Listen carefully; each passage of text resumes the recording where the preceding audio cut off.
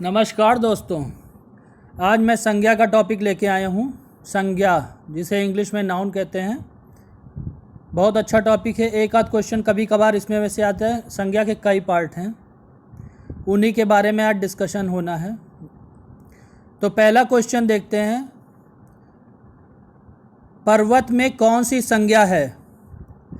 पर्वत में बताइए कौन सी संज्ञा है। पहला ऑप्शन है भाववाचक संज्ञा, दूसरा ऑप्शन जातिवाचक संज्ञा, सी ऑप्शन है व्यक्तिवाचक संज्ञा और डी ऑप्शन है समूहवाचक संज्ञा। पर्वत में भाववाचक संज्ञा है, जातिवाचक संज्ञा है, व्यक्तिवाचक संज्ञा है या समूहवाचक संज्ञा है? तो बताइए कौन सी संज्ञा है? बोलिए, जल्दी बोलिए। पर्वत का नाम नहीं दिया गया, ये दिया गया है कि पर्वत है। पर्वत पे कौन सी संज्ञा है? तो पर्वत एक जातिवाचक संज्ञा है। कौन सी संज्ञा है? जातिवाचक संज्ञा है। तो इसमें कौन सा ऑप्शन सही होगा? बी ऑप्शन सही होगा। ठीक है, चलिए अब दूसरे क्वेश्चन पे पहुंचते हैं हम लोग। दूसरा क्वेश्चन क्या है? समूहवाचक संज्ञा की पहचान करें। समूहवाचक संज्ञा की पहचान करें।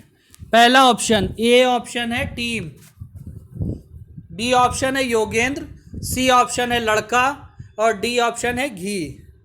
तो इसमें साफ साफ समूह, जिसमें एक समूह हो, तो न योगेंद्र में समूह है, न लड़का में समूह है, न घी में समूह है। समूह किस में है? टीम में। टीम कई लोगों से मिलके बनती है ना। तो कौन सा ऑप्शन सही होगा? Option A team. कौन सा ऑप्शन सही होगा? ए टीम। ठीक है, अब चलिए तीसरे क्वेश्चन पे आ जाते हैं। तीसरा क्वेश्चन क्या है? दिए गए शब्दों में जातिवाचक संज्ञा बताइए। जातिवाचक संज्ञा बताइए। A option Sunil, B option जवानी, C option engineer, D option Kamayani. देखिए, सुनील ये नाम है, जवानी और कामायनी ये तीनों तो नहीं होंगे। ये पुस्तक का नाम है कामायनी, तो पुस्तक का नाम इसमें नहीं आएगा। जातिवाचक संज्ञा नहीं होगी क्योंकि पुस्तक का नाम दे दिया गया है। इसमें सी इंजीनियर है, किसी इंजीनियर का नाम नहीं दिया गया, इंजीनियर दिया गया। तो इंजीनियर बहुत सारे लोग हो सकते हैं, तो वो एक जाति विशेष को प्रकट करता है। इसलिए इसमें सही ऑप्शन होगा ऑप्शन सी इंजीनियर। कौन सा ऑप्शन सही होगा? Option C engineer. अब चौथे पर चलते हैं। चौथा क्या है? कौन सा शब्द भाववाचक संज्ञा नहीं है? कौन सा शब्द भाववाचक संज्ञा नहीं? देखिए, यहाँ पे विशेष ध्यान देने की ज़रूरत है। यहाँ विशेष ध्यान देने की ये ज़रूरत है कि नहीं है और है। इसमें एग्ज़ाम में बहुत क्वेश्चन गलत हो जाते हैं। नहीं है की जगह है वाले पे आदमी आंसर दे जाता है। तो ये क्वेश्चन ध्यान से पढ़ा कीजिए। कौन सा शब्द भाववाचक संज्ञा नहीं है? पहला ऑप्शन है चतुराई, दूसरा ऑप्शन है लड़ाई, ये सब भाववाचक संज्ञाएं हैं। सी ऑप्शन है मिठाई और डी ऑप्शन है उतराई। सी ऑप्शन जो है इसमें कोई भाव नहीं प्रकट हो रहा है, मिठाई है, तो मिठाई भाववाचक संज्ञा बिल्कुल नहीं है।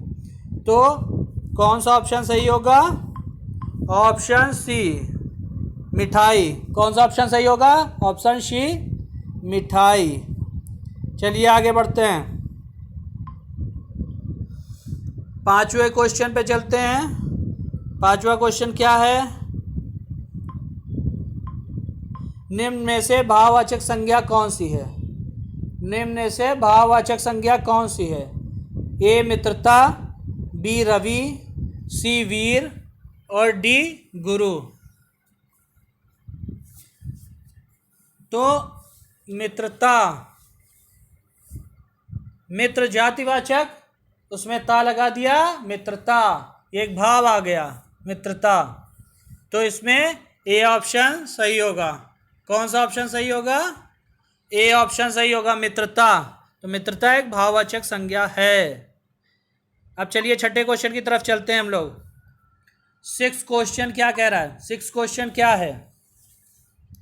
निम्न में से समूहवाचक संज्ञा है। निम्न में से समूहवाचक संज्ञा है। ए टीम,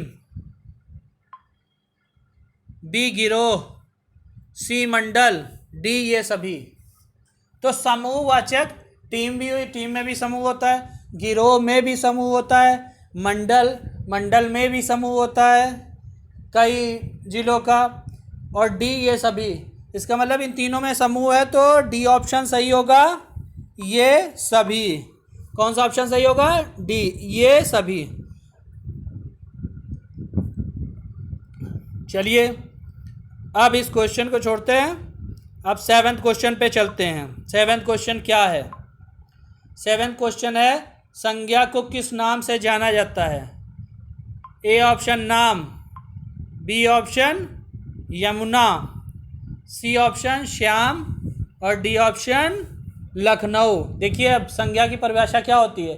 किसी व्यक्ति वस्तु स्थान के नाम को, किसी व्यक्ति वस्तु स्थान के नाम को क्या कहते हैं? संज्ञा। किसी व्यक्ति वस्तु स्थान के नाम को संज्ञा कहते हैं। तो इसका मतलब किसी व्यक्ति वस्तु स्थान के नाम को, तो इसमें क्या कहते हैं? संज्ञा को किस नाम से जाना जाता है? नाम से जाना जाता है। हर चीज़ के नाम से जाना जाता है, व्यक्ति वस्तु स्थान के नाम से जाना जाता है। तो इसमें ए ऑप्शन सही होगा, नाम। कौन सा ऑप्शन सही होगा? ए, नाम। ठीक है, अब आगे बढ़ते हैं हम लोग। 8वां क्वेश्चन, शत्रुता भाववाचक संज्ञा किससे बनी है? जातिवाचक, क्रिया, सर्वनाम, व्यक्तिवाचक। चारों ऑप्शन में से कौन होगा? शत्रु एक जाति है, जाति वाचक संज्ञा को रिप्रेजेंट करता है, और शत्रुता भाववाचक हो जाती है। तो इसमें ए ऑप्शन सही होगा, जातिवाचक। कौन सा? जातिवाचक संज्ञा। कौन सी संज्ञा? जातिवाचक। अब आगे बढ़ते हैं 9वें क्वेश्चन की तरफ। 9th क्वेश्चन क्या है? 9th क्वेश्चन की तरफ बढ़ते हैं हम लोग। 9th क्वेश्चन, सभा में कौन सी संज्ञा है? सभा में कौन सी संज्ञा है?